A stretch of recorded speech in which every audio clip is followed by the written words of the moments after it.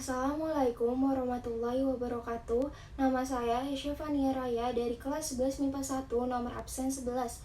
Saya akan menjelaskan peran tokoh-tokoh nasional dalam memperjuangkan kemerdekaan Indonesia. Yang akan saya bahas adalah Muhammad Hatta. Muhammad Hatta, nama Muhammad Attar. Attar memiliki arti yang berasal dari bahasa Arab yaitu harum. Kelahiran 12 Agustus 1902 di Bukit Tinggi. Lahir dari pasangan Muhammad Jamil dan Siti Saleha. Ayahnya merupakan seorang keturunan ulama tarekat di Batu Hampar dekat Payakumbuh, Sumatera Barat, dan ibunya berasal dari keluarga pedagang di Bukit Tinggi. Istrinya bernama Rahmiata. Dari pernikahannya, ia dikaruniai 3 anak yang bernama Mutia Farida Hatta, Gemela Rabi'ah Hatta, dan Halidah Nuriyah Hatta. Muhammad Hatta meninggal pada tahun 1980 dan dikuburkan di Tanah Kusir. Pendidikan yang pertama, Nederland Handelshogeschool School, Rotterdam, Belanda, tahun 1932. Kedua, Sekolah Tinggi Dagang Prince Hendrik School di Batavia, tahun 1921. Ketiga, Meir Urgebrecht Lager School atau MULOG di Padang, tahun 1919. Yang keempat, Europe Search Lager School atau ILS di Padang 1916. Yang kelima, Sekolah Dasar Melayu Fort de Coq Minangkabau tahun 1913 sampai 1916. Kiprahnya di bidang politik dimulai saat ia terpilih menjadi bendahara Jong Sumatran Bon, wilayah Padang pada tahun 1916. Pengetahuan politiknya berkembang dengan cepat saat Hatta sering menghadiri berbagai ceramah dan pertemuan-pertemuan politik. Secara berkelanjutan juga Hatta melanjutkan kiprahnya terjun di dunia politik. Sampai pada tahun 1921, Hatta menetap di Rotterdam, Belanda, dan bergabung dengan sebuah perkumpulan pelajar tanah air yang ada di Belanda, Indische Vereniging. Mulanya, organisasi tersebut hanyalah merupakan organisasi perkumpulan bagi pelajar, namun segera berubah menjadi organisasi pergerakan kemerdekaan. Perubahan ini saat adanya 3 tokoh Indische Partij, yaitu Suwardi Suryadiningrat, Does Dekker, dan Cipto Mangunkusumo bergabung dengan Indische Vereniging yang kemudian berubah nama menjadi Perhimpunan Indonesia atau PI. Di Perhimpunan Indonesia, Hatta mulai meniti karir di jenjang politiknya sebagai bendahara pada tahun 1922 dan menjadi ketua pada tahun 1925. Saat terpilih menjadi ketua PI, Hatta mengumandangkan pidato inaugurasi yang berjudul Struktur Ekonomi Dunia dan Pertentangan Kekuasaan. Dalam pidatonya ini mencoba menganalisa struktur ekonomi dunia yang ada pada saat itu berdasarkan landasan kebijakan non-kooperatif. Sebagai ketua PI saat itu, Hatta memimpin delegasi Kongres Demokrasi Internasional untuk Perdamaian di Versailles, Perancis pada tahun 1926. Ia mulai memperkenalkan nama Indonesia dan sejak saat itu nama Indonesia dikenal di kalangan organisasi-organisasi internasional. Pada tahun 1927, Hatta bergabung dengan Liga Menentang Imperialisme dan Kolonialisme di Belanda dan berkenalan dengan aktivis nasional India yaitu Jawaharlal Nehru. Pada 25 September 1927, Hatta bersama Ali Sastro, Midjojo Nazir Datu Pamunjak, dan Majid Dojojo Hadiningrat ditangkap oleh penguasa Belka lain atas tuduhan mengikuti partai terlarang dikaitkan dengan Semaun. Terlibat pemberontakan Indonesia dilakukan PKI dari tahun 1926 sampai 1927 dan menghasut Opruing supaya menentang kerajaan Belka lain. Muhammad Hatta sendiri dihukum 3 tahun penjara. Mereka semua dipenjara di Rotterdam. Di sini juga ia dituduh akan melarikan diri, sehingga dia yang sedang memperkenalkan Indonesia ke kota-kota di Eropa sengaja pulang lebih cepat begitu berita ini tersebar. Semua tuduhan tersebut ia tolak pada pidatonya Indonesia Merdeka atau Indonesia Freedom pada sidang kedua tanggal 22 Maret 1928. Pidato ini sampai ke Indonesia dengan cara menyelundup. Ia juga dibela 3 orang pengacara belaka lain yang salah satunya berasal dari parlemen bernama J.E.W. Juice. Tokoh ini memang bersimpati padanya. Setelah ditahan beberapa bulan, mereka berempat dibebaskan dari tuduhannya karena tuduhan tidak bisa dibuktikan. Sampai pada tahun 1931, Muhammad Hatta mundur dari kedudukannya sebagai ketua karena hendak mengikuti ujian sarjana, sehingga ia berhenti dari PI. Akibatnya PI jatuh ke tangan komunis dan mendapat arahan dari Partai Komunis belaka lain dan juga dari Moskow. Setelah tahun 1931, PI mengecam keras kebijakan Hatta dan mengeluarkan dari organisasi ini. PI di belaka lain mengecam sikap Hatta sebagai ia bersama Sojaji mengkritik secara terbuka terhadap PI. Perhimpunan ini menahan sikap terhadap kedua orang ini. Selanjutnya, pada tahun 1932, Hatta kembali ke Indonesia dan bergabung dengan organisasi Klub Pendidikan Nasional Indonesia yang bertujuan untuk meningkatkan kesadaran politik rakyat Indonesia dengan adanya pelatihan-pelatihan. Pada tahun 1933, Soekarno diasingkan ke ND Flores. Aksi ini menuai reaksi keras oleh Hatta. Ia mulai menulis mengenai pengasingan Soekarno pada berbagai media. Akibat aksi Hatta inilah pemerintah kolonial Belanda mulai memusat perhatian pada Partai Pendidikan Nasional Indonesia dan menangkap para pimpinan partai yang selanjutnya diasingkan ke Digul, Papua.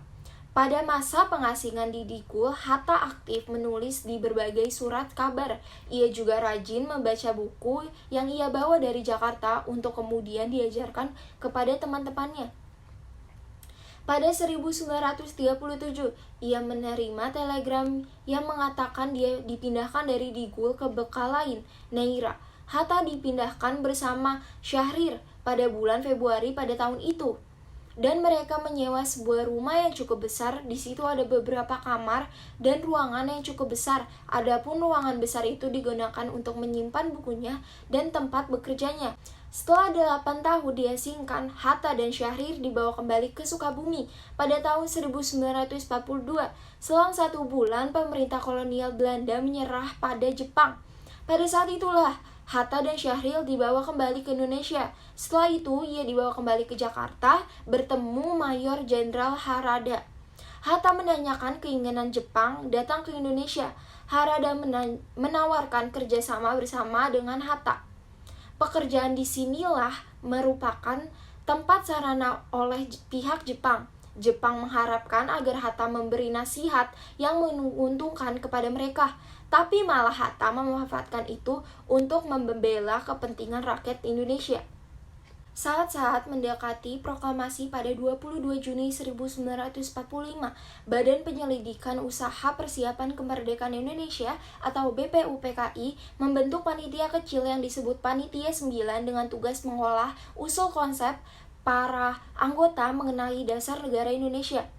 Kemudian pada 9 Agustus 1945, Bung Hatta bersama Bung Karno dan Rajiman Wediodiningrat diundang ke Dalat, Vietnam untuk dilantik sebagai ketua dan wakil ketua Panitia Persiapan Kemerdekaan Indonesia atau PPKI. PPKI ini bertugas melanjutkan hasil kerja BPUPKI dan menyiapkan pemindahan kekuasaan dari pihak Jepang kepada Indonesia. Pelantikan dilakukan secara langsung oleh Panglima Asia Tenggara Jenderal Terauchi. Puncaknya pada 16 Agustus 1945, terjadilah peristiwa Rengas Dengklok, hari di mana Bung Karno bersama Bung Hatta diculik, kemudian dibawa ke sebuah rumah milik salah satu seorang pimpinan PETA, G.G.Y. Kie Siong, di sebuah kota kecil Rengas Dengklok, dekat Karawang, Jawa Barat. Penculikan itu dilakukan oleh kalangan pemuda dalam rangka mempercepat tanggal proklamasi kemerdekaan di Indonesia. Malam hari, mereka mengadakan rapat untuk persiapan proklamasi kemerdekaan Indonesia di kediaman Laksamana Tadashi Maeda. Pertemuan tersebut tidak menghasilkan kesepahaman sehingga tidak ada kesepahaman itu meyakinkan mereka berdua untuk melaksanakan proklamasi kemerdekaan itu tanpa kaitan lagi dengan Jepang. Pada 17 Agustus 1945, hari yang sangat ditunggu-tunggu oleh seluruh rakyat Indonesia, Muhammad Hatta bersama Soekarno resmi memproklamasikan kemerdekaan di Jalan Pegangsaan Timur 56, Jakarta pukul 10. Dan keesokan harinya, pada tanggal 18 Agustus 1945, Muhammad Hatta resmi dipilih sebagai Wakil Presiden Republik Indonesia yang pertama, mendampingi Presiden Soekarno. Berita kemerdekaan Republik Indonesia telah tersohor sampai Belanda, sehingga Belanda berkeinginan kembali untuk menjajah Indonesia. Dalam upaya mempertahankan kemerdekaan Indonesia, pemerintah Republik Indonesia dipindahkan ke Yogyakarta. Ada 2 kali perundingan dengan Belanda yang menghasilkan perjanjian Linggarjati dan perjanjian Revel. Namun kedua perjanjian tersebut berakhir kegagalan karena kecurangan dari Belanda. Pada Juli 1947, Hatta mencari bantuan ke India dengan menemui Jawaharlal Nehru dan Mahatma Gandhi. Nehru berjanji India dapat membantu Indonesia dengan melakukan protes terhadap tindakan Belanda dan agar dihukum pada PBB. Di sini banyak kesulitan yang dialami oleh rakyat Indonesia, memunculkan aksi pemberontakan oleh PKI, sedangkan Soekarno dan Hatta ditawan ke Bangka. Selanjutnya, kepemimpinan perjuangan dipimpin oleh Jenderal Sudirman. Sebelum pada 12 Juli 1947, hubungan Hatta mengadakan Kongres Koperasi 1 di Tasikmalaya yang menetapkan tanggal 12 Juli sebagai Hari Koperasi di Indonesia. Kemudian dalam Kongres Koperasi 2 di Bandung, tanggal 12 Juli 1953, Bung Hatta diangkat sebagai Bapak Koperasi Indonesia. Pada Juli 1949, terjadi kemenangan Cochrane dalam menyelesaikan perundingan Indonesia. Tahun ini terjadilah sebuah perundingan penting konferensi Meja Bundar atau KMB yang diadakan di Den Haag sesudah berunding selama 3 bulan. Tanggal 12 Juli 1951, Hatta mengucapkan pidato di radio mengenai hari jadi koperasi dan selang 5 hari kemudian dia diangkat menjadi Bapak Koperasi Indonesia. Pada tanggal 20 Juli 1956, Muhammad Hatta menulis sepucuk surat kepada Ketua DPR pada saat itu, Sartono, yang isinya antara lain, "Merdeka! Bersama ini saya beritahu dengan hormat bahwa sekarang setelah Dewan Perwakilan Rakyat yang dipilih rakyat mulai bekerja dan konstituante menurut pilihan rakyat sudah tersusun, sudah tiba waktunya lagi saya untuk mengundur diri sebagai Wakil Presiden. Segera setelah konstituante dilantik, saya akan meletakkan jabatan itu secara resmi." Namun surat ini DPR menolak secara halus permintaan Muhammad Hatta dengan cara mendiamkan surat tersebut. 23 November 1956, Bung Hatta menulis surat susulan yang isinya sama, bahwa tanggal 1 Desember 1956 dia akan berhenti sebagai Wakil Presiden Republik Indonesia. Akhirnya pada sidang DPR pada 30 November 1956, DPR akhirnya menyetujui permintaan Muhammad Hatta untuk mengundurkan diri dari jabatan sebagai Wakil Presiden, jabatan yang telah dipegang selama 11 tahun. Hatta dipercayai oleh Presiden Soeharto untuk menjadi anggota Dewan Penasehat Presiden pada 15 Agustus 1972. Bung Hatta mendapat anugerah Bintang Republik Indonesia kelas 1 dari Pemerintah Republik Indonesia. Kemudian, pada tahun 1978, bersama dengan Jenderal Abdul Haris Nasution, Bung Hatta mendirikan Yayasan Lembaga Kesadaran Berkonstitusi yang bertujuan mengkritik penggunaan Pancasila dan Undang-Undang Dasar 1945 untuk kepentingan rezim otoriter Soeharto. Sampai akhirnya Hatta wafat pada tanggal 14 Maret 1980 pada pukul 18.56 di Rumah Sakit Cipto Mangunkusumo, Jakarta. Setelah 11 hari ia dirawat di sana.